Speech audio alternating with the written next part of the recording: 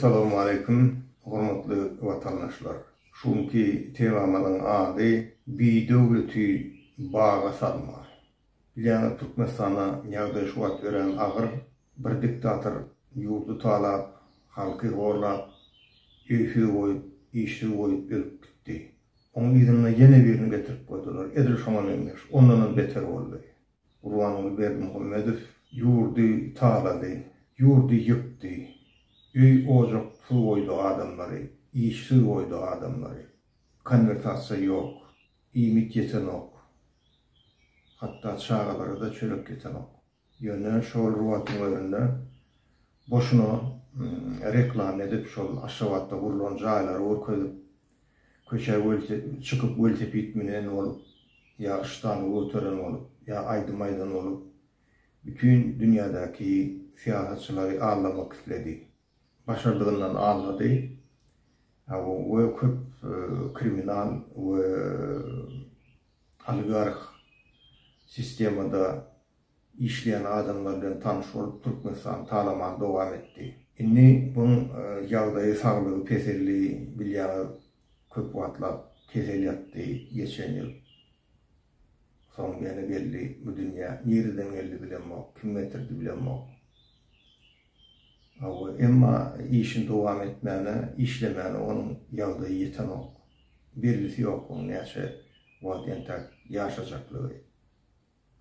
Şol üçin şu dost bolan oligarklar bilen maslahat edip, şo gurnulan sistemany, korrupsiýon sistemany bozmajak bolup, we Türkmenistan talaman dowam etmek üçin şo bir hiç ýyly praktikasyz, alımsız, bilimsiz bir biheppe oğulunu getirip koydu, prezident etti Türkmenistan'a.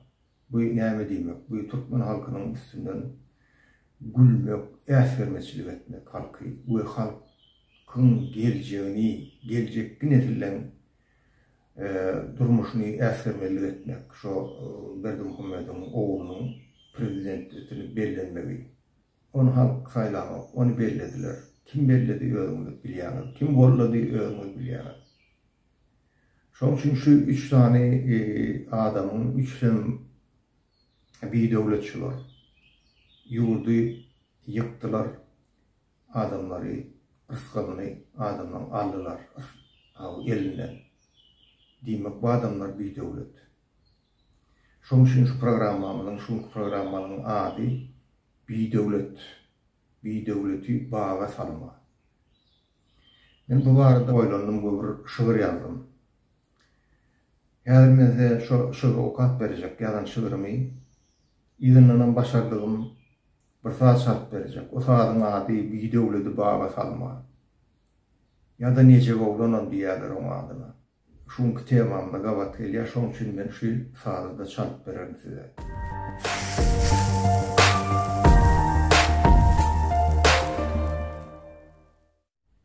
Şuň ady ýol bermeli. Sözleriň sözdür diýenim diňle. Eger aklyň ýetmese kulak asmaňa. Meniň aýtjagym bardyr iýilime ýene. Akmak bolma, aýryl ýol bermeli. Türkmeniň daglary ümlerler maňa. Garawun çölüne hen geler bulawma. Deryalar durlanır dutarın owadyna. Akmak bolma, aýryl ýol bermeli. Älinden ses berer asly Türkmeniň. Gelmişekler taralar onuň ýurdun. Nirede merk pelwanlar görüşsün. Akmak bolma, aýryl ýol bermeli. Muhammed aýtsam, buny Türkmenim, seniň ýoluň hakdyr. Gelin görüşeliň. Pehimsiz namartlary ýurtdan kowalyň. Ey Tanrym, hasabyňdan ýol bermeli. 17 iyun 2022 ýylda ýazılan Berlinde ýazılan. Şimdi men hormatly vatandaşlar, şol yankı aydan sazım bilen dowam etjek.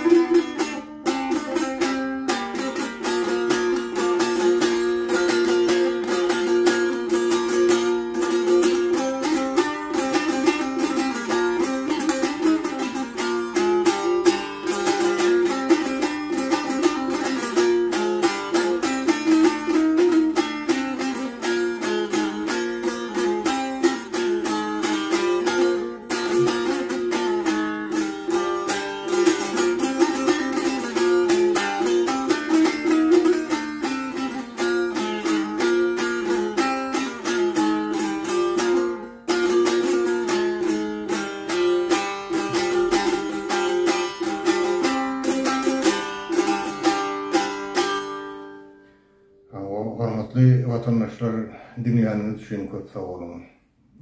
Bizim geleceğimiz Allah tarapyndan ýolumyz açykdyr, Türkmeniň ýoly. Biz hemmemiz ata vatanymyza dolanır, o täzeden Türkmenistany dikelder we Türkmen Halk Respublikasyny gurnar nesip bolsa, bizim töweregimizdeki adamlar köpelik gidip otýar. Türkmen hereket bugun bir lokan dünyadaki Türkmenden gurulmasyna öwürlük barýar.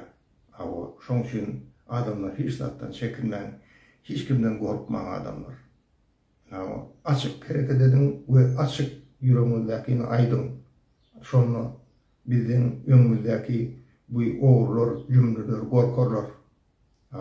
Sesini çıkarmana torsak, biz hiç de edip bilmez adamlar. Çünkü bir dımdırıp, ırından basıp, üýümüzi ýykyp, gorkulyp, iş su koyup, aç koyup, şunu getirdiler.